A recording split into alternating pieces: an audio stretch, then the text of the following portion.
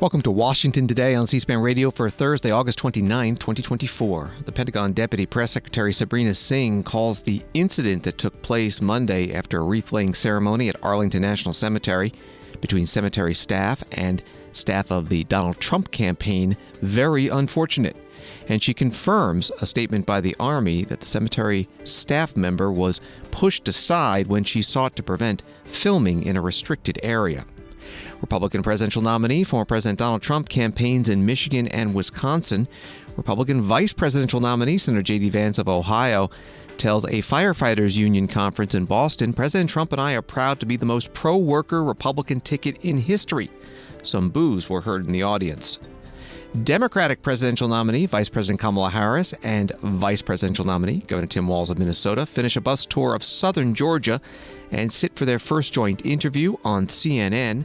Vice President asked about whether she has shifting positions on issues. She says, "My positions have not changed."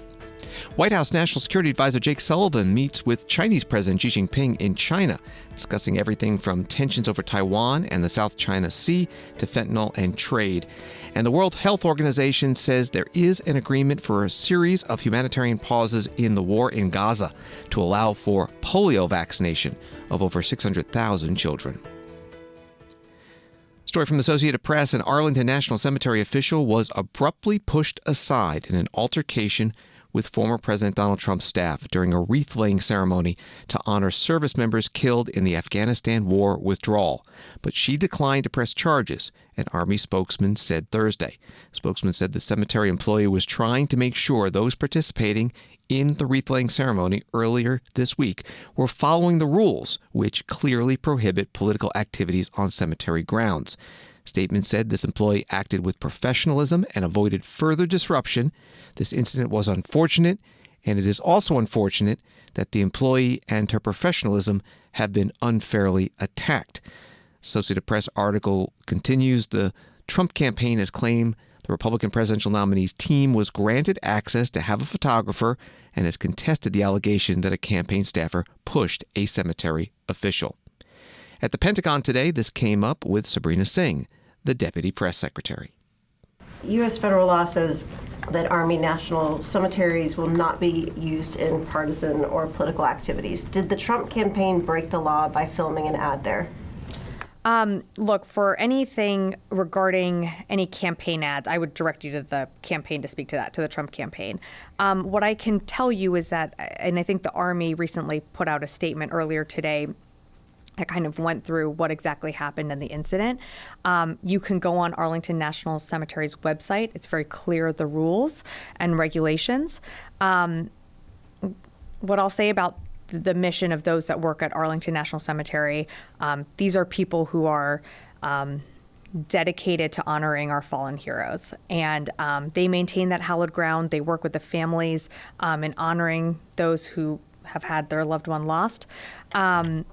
I'm just not going to go beyond what the Army has said, other than that, there was a report that was filed, but subsequently that person decided not to press charges. And so we're just going to, we stand by the Army statement that this matter is closed. Why would the Army close the matter?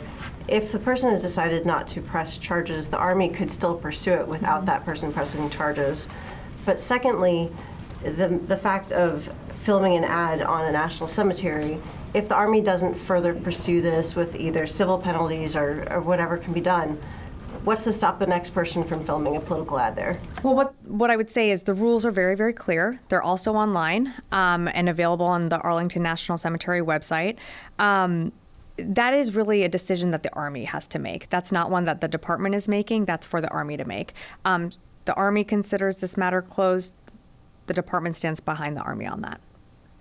Jen. So, Sabrina, I'm trying to understand, in your understanding, what happened at the cemetery. Yeah. And also, I'm sorry, you had also, just to go back to your earlier question on under the authorities, I direct you to the National Guard on that because it's going to vary on location. So I'm sorry, I should have been a little bit more specific. I would just refer you to the National Guard under what authorities those guardsmen are going to operate. In terms of your question on what exactly happened, I'd refer you to the Army to speak more to the actual incident itself.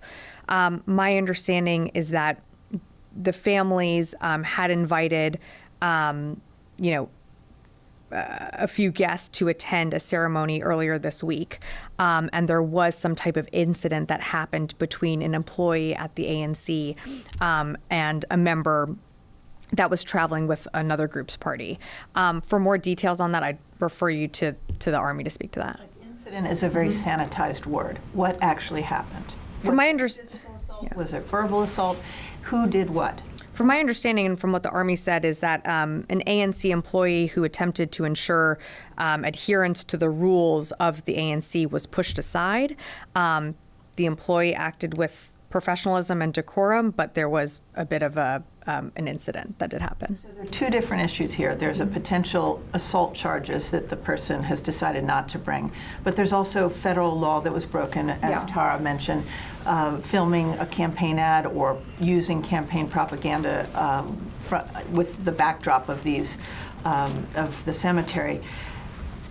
Can't the department refer that to the Justice Department for pursuit? That's really, yes, that can happen, but that is a decision that the Army would have to make, and that's not, my understanding is that the Army is considering this matter closed. But in terms of, just to get to your broader question on political ads, that's not something that the department has a say over. That's something that gets adjudicated at the FEC level and between campaigns. So that, for anything that's used in an ad, I would refer you to the campaigns to speak to that. The Pentagon Deputy Press Secretary Sabrina Singh at her news conference at the Pentagon. In the middle of that, she answered a question that referred to something she said at the beginning of her news conference, and that was the Defense Secretary Lloyd Austin has directed U.S. Northern Command to plan and provide support to the Secret Service at various locations during this election season. But about that Arlington National Cemetery incident, President Donald Trump, Republican presidential nominee, spoke to this at a rally today in Potterville, Michigan. Those incredible parents and sisters and brothers, they asked me to go yesterday to Arlington, and I did. And while I was there, I was there for a long time. It was very tough to get to because I was not in a good position to get there. It was very far away, but I did. I made it and I got there right on time. And I spent a lot of time there. And while I was there, those families that asked me to be there, as they said, 3 families plus 1 soldier who was horrifically injured, both legs and an arm. And they asked me if I would be there, so I went. And while we were there, they said, could you take pictures over the grave of my son, my sister, my brother? Would you take pictures with us, sir? I said, absolutely, I did. And then I said farewell. I said goodbye. And last night I read that I was using the site to politic, that I used it to politic. This all comes out of Washington, just like all of these prosecutors come out of Washington. They all come out. They send their prosecutors into the DA's office. They send them into the Attorney General's office. These are bad people we're dealing with. So I go there. They ask me to have a picture. And they say I was campaigning. I don't need, the one thing I get is plenty of publicity. I don't need that. I don't need the publicity. But these are great people. And when you think about it, Joe Biden killed their children by incompetence. Should have never happened. Kamala killed their children, just as though they had a gun in their hand, by gross incompetence. And not one general or incompetent bureaucrat was fired for the most embarrassing moment in the history of our country. And then they accused me of having a picture taken at the tombstone with a family because they love the president. They love me, and I love them. I got to know them. Former President Donald Trump, Republican presidential nominee in Potterville, Michigan. Michael Tyler is communications director for the presidential campaign of Democratic Party nominee for president, Vice President Kamala Harris. He was interviewed on CNN Wednesday about this issue. Frankly, I think this episode is pretty sad when it's all said and done. Listen, this is what we've come to expect from Donald Trump and his team. Donald Trump is a person who wants to make everything all about Donald Trump. He's also somebody who has a history of demeaning and degrading military service members, those who have given the ultimate sacrifice. We know he's referred to them as suckers and losers. We know that he belittles the Medal of Honor. And so, frankly, this is, while sad, it's not surprising coming from the Trump team. I think it's part of what the American people have come to reject when it comes to Donald Trump. They're sick of the toxic brand of politics. They're sick of the MAGA extremism, and they're sick of a person who, no matter what the issue is frankly just trying to serve himself rather than doing what one should be doing as a leader, which is fighting for the American people. And that's exactly what Kamala Harris and Tim Walz are going to be doing for the remainder of this campaign and once they get back into the Oval Office for the next 4 years. Michael Tyler, Harris-Walz campaign communications director, on CNN on Wednesday. Story from the Milwaukee Journal-Sentinel. For the first time since the Republican National Convention in July, former President Donald Trump will return to battleground Wisconsin for a town hall event Thursday night in La Crosse. Town halls typically give voters a chance to ask candidates questions, a different format than the high-energy rallies Trump is known for. This year, Trump has held rallies in Racine, Waukesha, and Green Bay.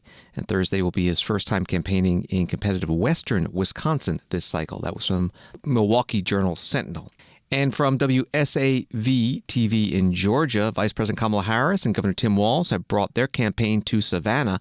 It's the first time a presidential nominee has visited the city since the 1990s, according to their team. It's also the first visit to the Peach State for Harris and Walz together. Georgia has been considered a battleground after Joe Biden's 2020 win, the first time the state backed a Democrat for president since Bill Clinton. The Harris-Walz campaign says Southeast Georgia is a priority. A statement from the campaign reads, "Campaigning in southern Georgia is critical as it represents a diverse coalition of voters, including rural, suburban, and urban Georgians, with a large proportion of black voters and working-class families." That was from WSAV-TV. After 2 days of the Democratic ticket, Harris and Walz doing a bus tour of that part of Georgia. Kamala Harris held a solo campaign rally tonight in Savannah, and this afternoon they both taped an interview. CNN released a clip with the vice president.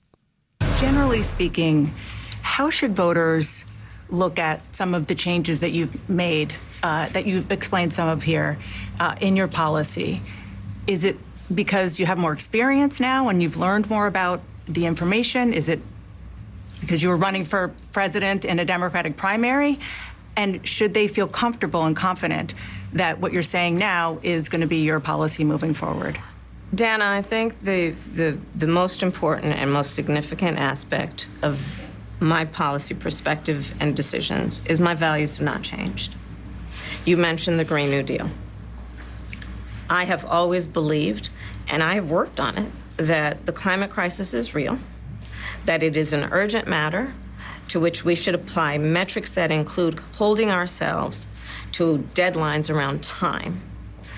We did that with the Inflation Reduction Act. We have set goals for the United States of America and by extension the globe around when we should meet certain standards for reduction of greenhouse gas emissions, as an example.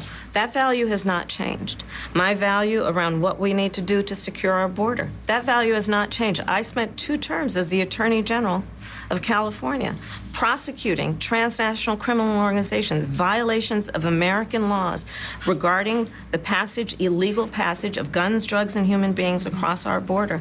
My values have not changed. Vice President Kamala Harris, the Democratic presidential nominee, on CNN, a clip released by the network of an interview that she and the running mate, Governor Tim Walz of Minnesota, the vice presidential nominee of the Democratic Party, that will be airing tonight. Story from Newsweek. Senator J.D. Vance was booed by firefighters at a convention Thursday as he attempted to woo one of the country's biggest unions.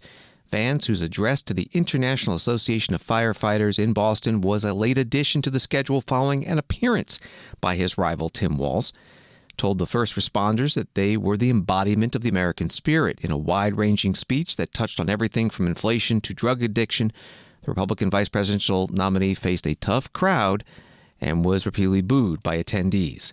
That was from Newsweek. This is how Senator Vance's speech began. Thank you, guys. Thank you so much. Well, Semper Fi, guys. It sounds like we got some fans and some haters. That's okay. Listen to what I have to say here, and I'll make my pitch. I want to first say thank you to Representative Jimenez for the great introduction. It's very kind of you. Thank you for your service to our country.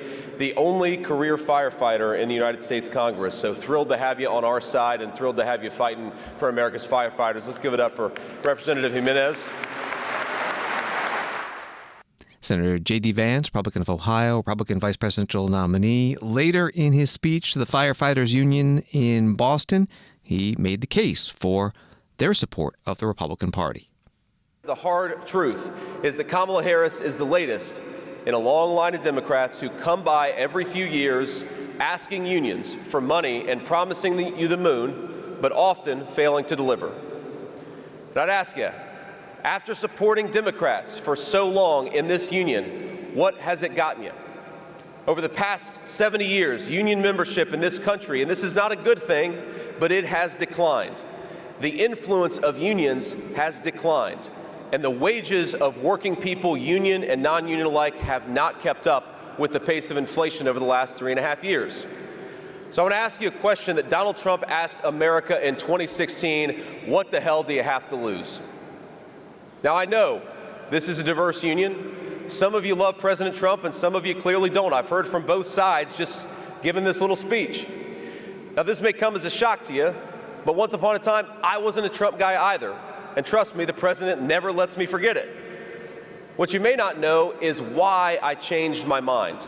And it was actually in big part because of a firefighter friend from Dayton, Ohio, who persuaded me that I was wrong about Donald Trump and that he was right. And by the way, while we're talking about Dayton, can I give a shout out to Dayton Firefighters Local 136? Where are we, Dayton? God bless you guys, and God bless you for your service in Ohio. Now, my buddy Matt, I won't give his last name because I don't want to embarrass him, but Matt was trying to convince me to trust Donald Trump in 2016. But the truth is, I didn't fully believe in the promises Trump made. I didn't believe in the promises that any politician made, and you shouldn't either. But I didn't change my mind because of Donald Trump's promises. I changed my mind because he did a good job for the American people. He created a booming economy with rising wages and virtually no inflation. He stood up to China and reinvigorated American manufacturing. He kept us out of ridiculous foreign wars. And time after time, I saw that when Donald Trump makes a promise, my friends, he keeps it. Now just look at the promises he kept to our firefighters during his first term. He extended the AFG and SAFER authorizations to make sure firefighters got the funding they need. He signed a $100 million increase for firefighters during the midst of the pandemic. He signed legislation to improve wildfire suppression and forest management. And he signed an executive order to allow unions to create apprenticeship programs, helping you all recruit and train a new generation of firefighters. He tasked his EPA with addressing dangerous chemicals like PFAS to ensure safe firefighter gear. And I'll tell you, I share President Trump's commitment, and I speak for President Trump in saying that we are dedicated to health, to safety, and to the prosperity of our first responders, including our firefighters. Senator J.D. Vance, Republican from Ohio, Republican vice presidential nominee at the International Association of Firefighters Conference in Boston.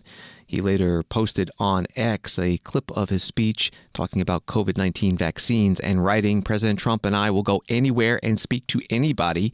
Today, I was honored to speak at the IAFF convention to all the firefighters and first responders, especially those who lost their jobs because of Kamala's vaccine mandate.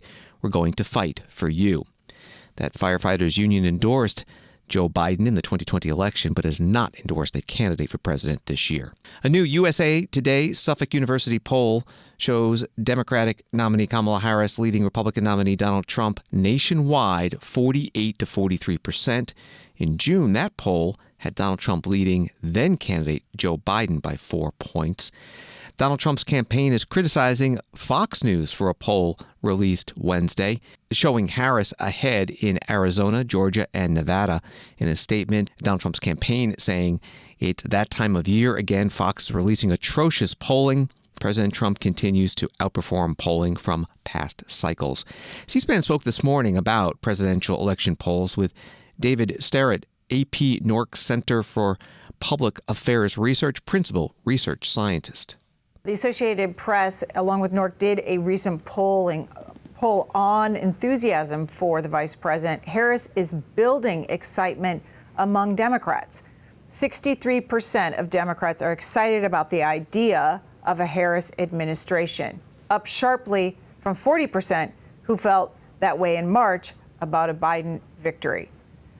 When you see those numbers, David Sturt, what does that mean for turnout, possibly, of the Democratic Party, Democratic voters? I think those numbers are indicating that there's a much more growing enthusiasm and energy behind the Harris campaign than there was previously behind the Biden campaign, and that is very important for turnout. Obviously, it's really hard.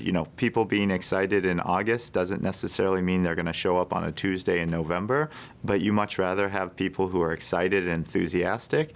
And in general, that excitement and enthusiasm usually does tend to lead to higher turnout, but it's very difficult from polls to really know who's going to show up and who doesn't, and that's one of the challenges with polling, and I think that's obviously something that's a big challenge for campaigns as well.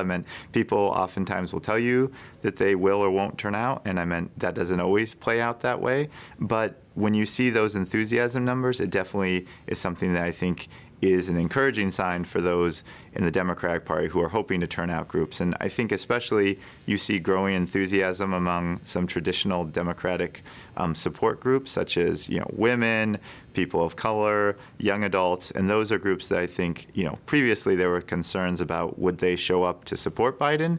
And in the polling data that's coming out, you are seeing greater enthusiasm amongst these groups in particular, which is obviously something that I think the Democrats see as an encouraging sign when it comes to turnout.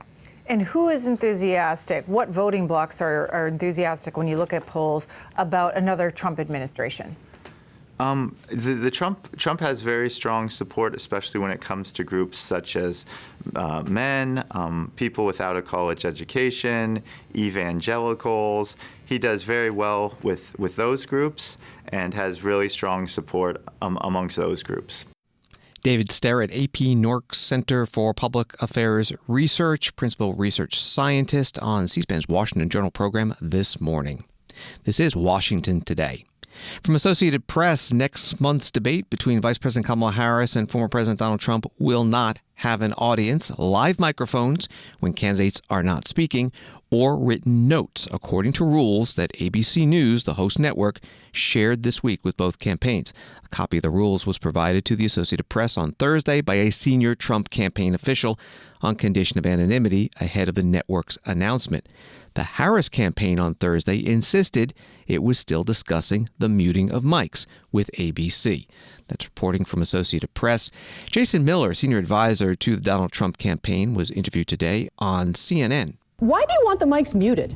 Well, we've already agreed to the rules that we had with the CNN debate, and not only have we agreed, but the Harris camp has agreed as well. We had the rules last week. Both sides agreed that we would stay with the CNN format, which I thought both Jake and Dana did an excellent job. I think CNN as a network did a very good job, very fair job with the debate, and we hope that there's the same performance on ABC's end. But then, strangely, over the weekend, the Harris camp decided to change their minds and want to try to make an issue out of the already agreed to format. And Casey, I think really what was going on, I think is a bit more sinister. I think that the Harris camp was trying to come up with a distraction on the 3rd anniversary of the horrific killing of 13 Americans at Abbey Gate in Afghanistan. Of course, Kamala Harris was the last one in the room for that decision with Joe Biden. And I think that's what this was all about. They wanted to distract away from Kamala Harris's accountability on that issue because both sides had already agreed. We've agreed again. The rules are locked in. They're the same as it was for CNN. Are you afraid that if you unmuted the mics, the debate would be worse for Mr. Trump? Well, President Trump is going to be fine regardless of what the format is, but it's already locked in. That's the whole point, is that it was agreed to, the same as it was for CNN, the same as it will be for ABC, and both camps had already agreed to this. In fact, the Harris camp came back with a whole host of other changes that they wanted, but let's put this distraction aside. This is about Kamala Harris finally being held accountable. She can't be talking about the future when she's the one who created the nightmare that we're currently living in. She created the problems with our economy, our border, the global chaos, and you can't be asking for a promotion when really voters should be voting you out of office. Jason Miller, senior advisor to the Donald Trump presidential campaign, today on CNN. Brian Fallon, senior advisor to the Kamala Harris presidential campaign, posting today on X.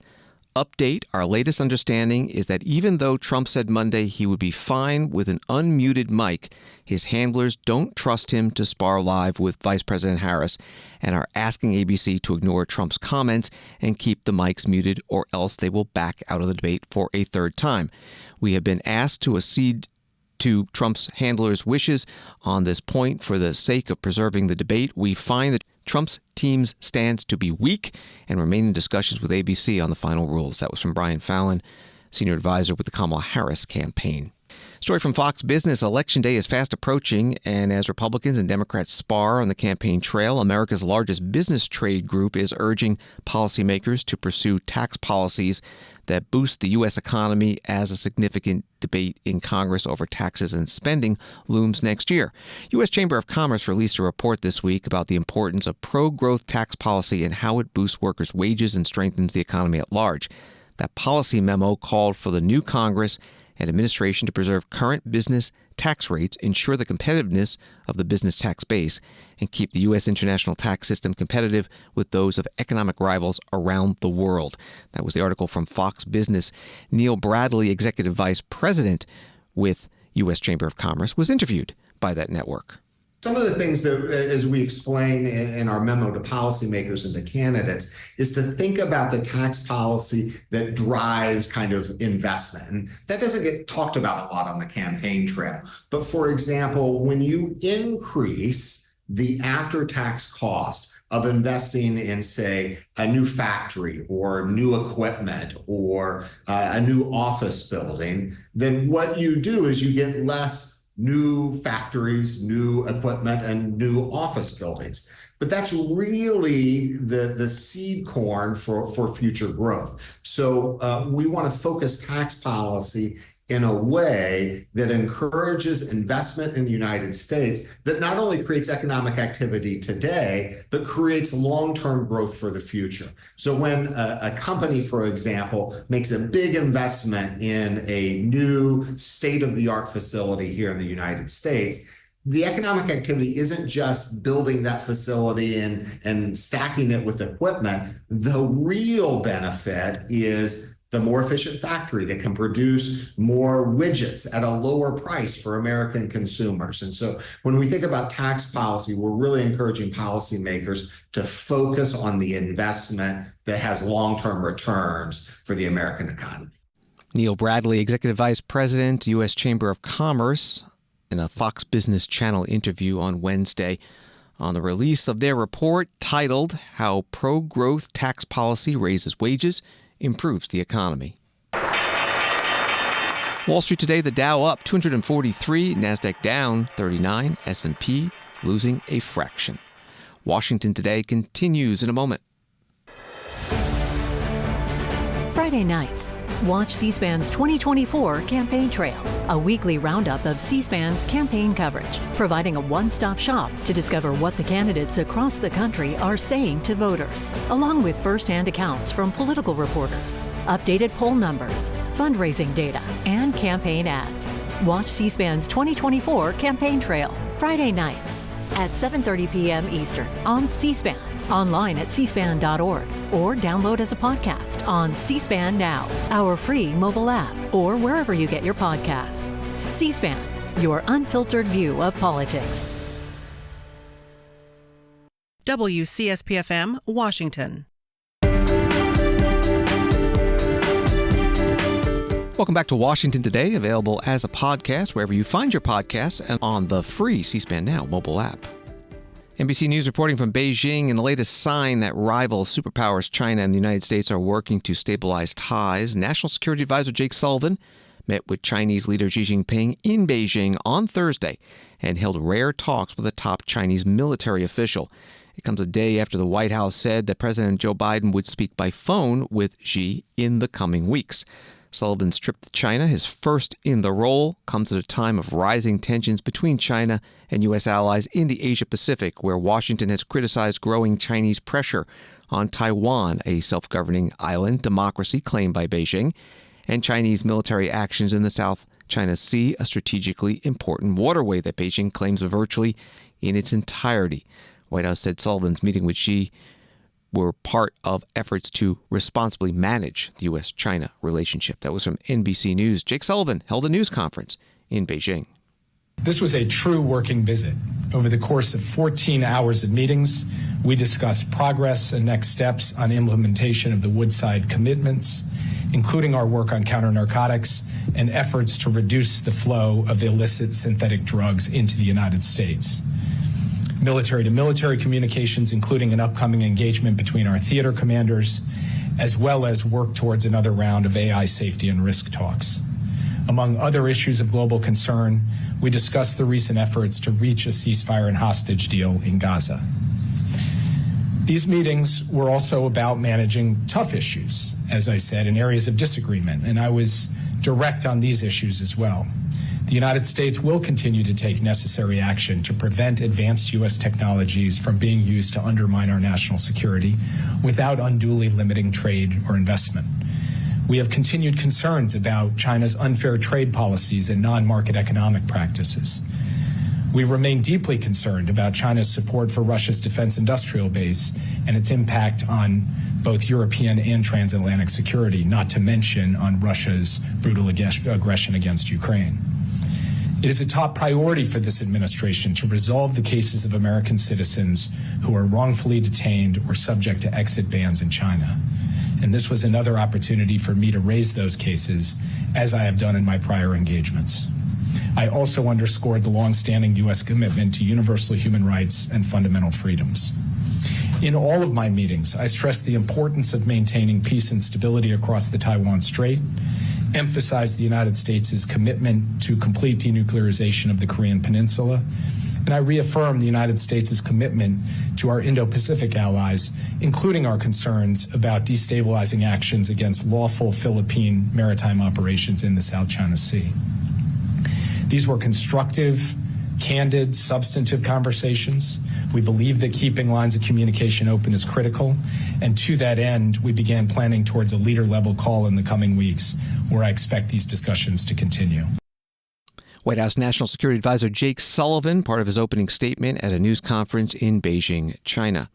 One of the reporters asked him about the importance of his high-level meetings and the chance that President Joe Biden could meet again with Chinese President Xi Jinping in person before President Biden leaves office next January.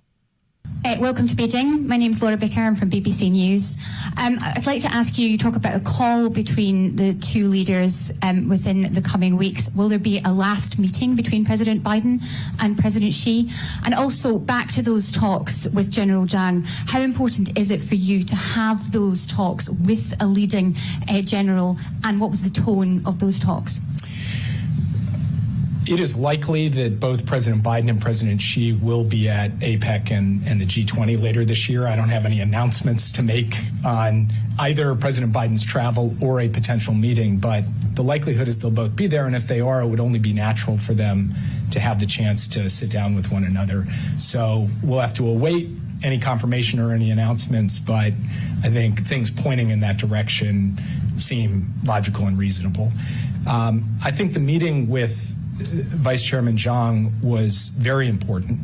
There is no substitute for actually being able to sit across the table, not just with the Vice Chairman, but with his whole team, and be able to hear from them their perspective on critical issues, and them be able to hear from us our perspective on those same issues, whether it's cross-strait relations or the South China Sea or cyber issues, and being able to have that exchange, which is rare, I think allows us to clarify our intentions and our concerns and hear theirs and try to use that in service of responsible management of the relationship going forward.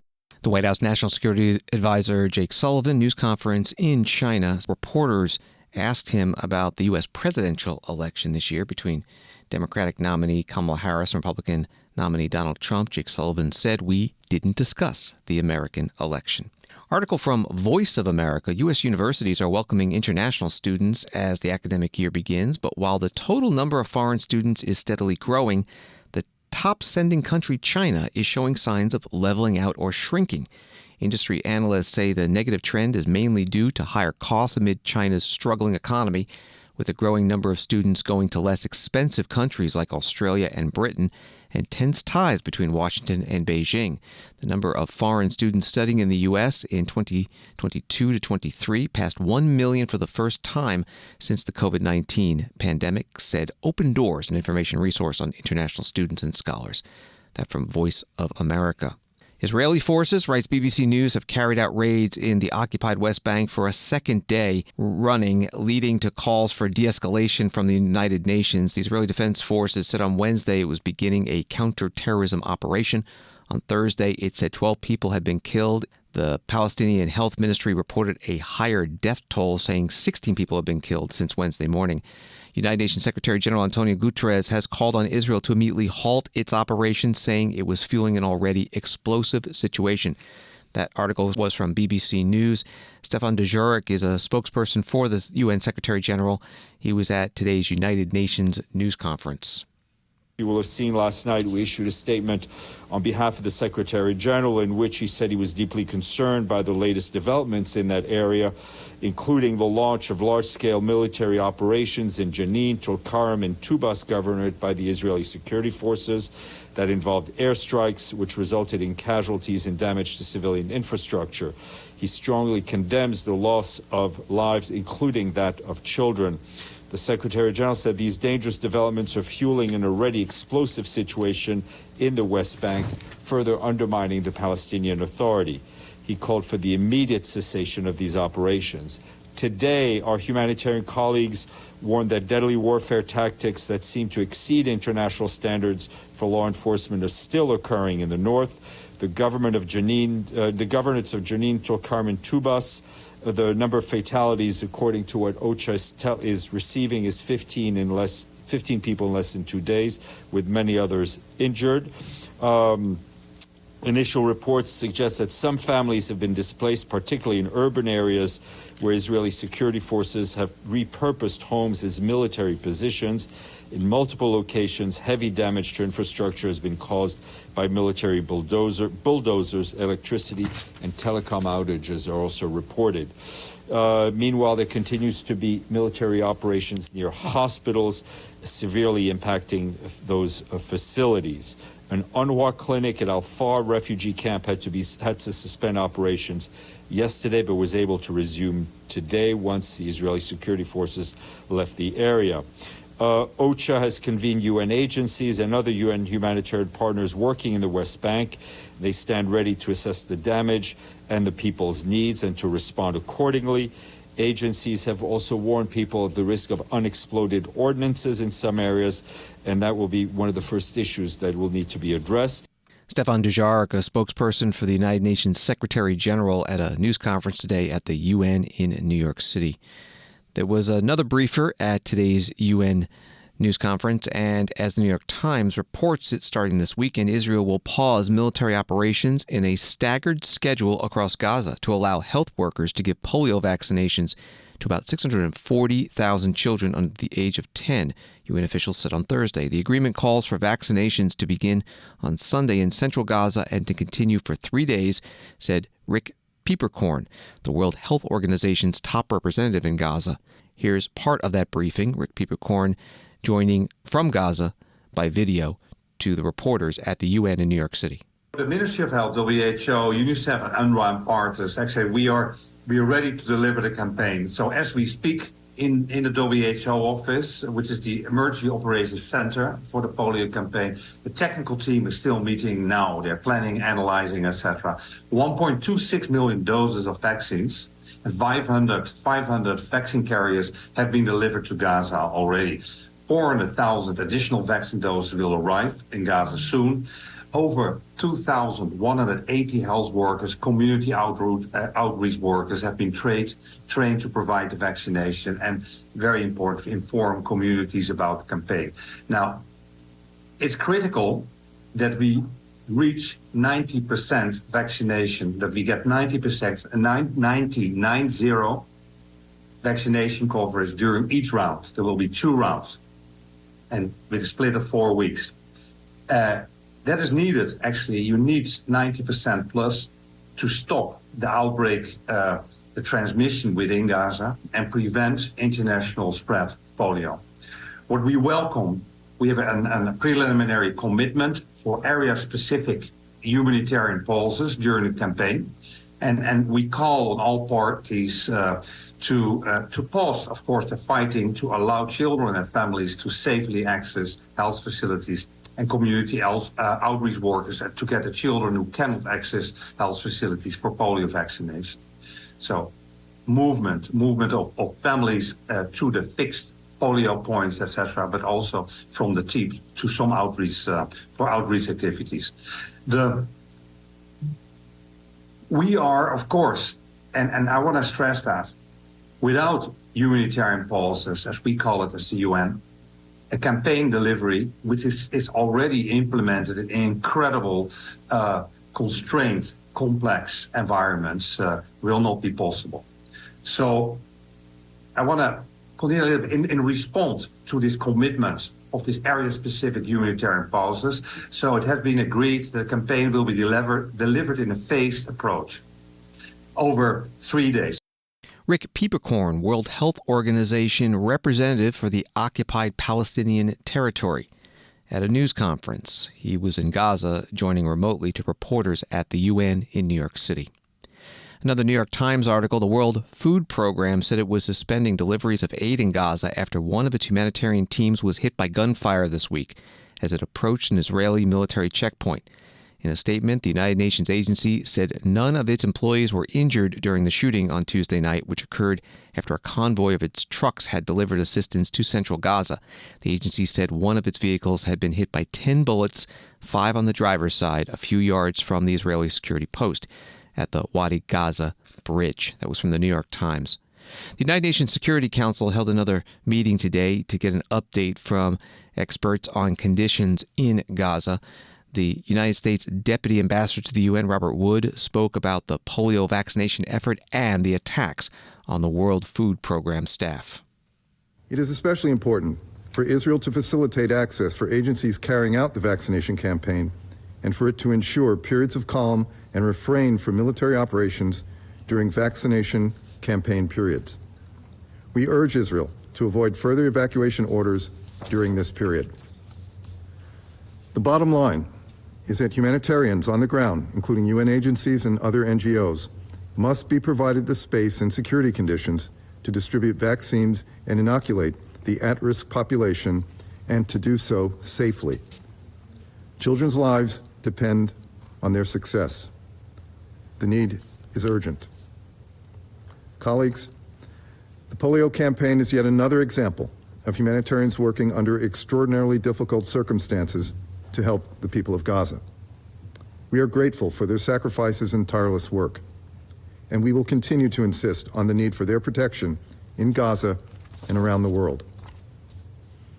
Even as we press all parties to facilitate life-saving work, we must not ignore how Hamas's actions continue to put civilians, including humanitarian personnel and their families, at risk. Separately, we are alarmed by yesterday's reports that the IDF fired repeatedly on a WFP vehicle. Israel has said it is investigating this most recent incident, which their initial review has said was a result of a communication error between IDF units. We have urged them to immediately rectify the issues within their system that allowed this to happen. Yet the simple fact is, almost 11 months into this conflict, incidents such as yesterday's remain all too common. We are also concerned by another incident in which the IDF fired toward a UNICEF vehicle. These security incidents make the work of these organizations significantly harder. These incidents should not happen. Israel must not only take ownership for its mistakes, but also take concrete actions to ensure the IDF does not fire on UN personnel again. United States Deputy Ambassador to the United Nations, Robert Wood, at today's UN Security Council meeting in New York City. An AP story, Israel's opposition leader says that Prime Minister Benjamin Netanyahu ignored warning signs ahead of Hamas's October 7th attack. Yair Lapid, a former prime minister, said Thursday that he attended a joint security briefing with Netanyahu in August 2023 in which the prime minister's military secretary warned that things were heating up on Israel's various fronts. That was from AP. And finally, on Washington today, the Summer Paralympic Games are happening in Paris. The opening ceremonies were last night. And leading the U.S. delegation, Senator Tammy Duckworth, a Democrat from Illinois who was wounded, losing both legs, serving in Iraq, posted this video. Hi everyone, bienvenue à Paris. I'm here at Team USA House in Paris for the Paralympics. It is super exciting. I got to go out and meet a bunch of our athletes yesterday. Saw Melissa Stockwell, my dear friend, who's competing in the triathlon. Met so many great athletes from all sorts of different countries. It's super exciting. Opening ceremonies are tonight. It's supposed to go into way after midnight, but we're going to have a great time. And then we're going to go out and watch some archery, some murder ball, which is what wheelchair rugby is called, some basketball, all sorts of events. I brought my family with me. My daughters are super excited, Abigail and Miley, to see all of the athletes. We're having a great time, and the United States is absolutely represent USA, USA. Senator Tammy Duckworth, a Democrat from Illinois, posting that video last night, and the State Department tweeting today as the 2024 Paris Paralympics begin. State Department Diplomatic Security Service continues their critical work with French authorities to ensure a safe and secure games. We recognize our colleagues for their role in protecting Team USA athletes so they can focus on the competition. Hashtag One for All. Thanks for listening to Washington Today. Subscribe to C-SPAN's free evening newsletter Word for Word, and you'll get the stories making headlines in Washington sent to your inbox every day. Sign up at cspan.org/connect. Have a good night.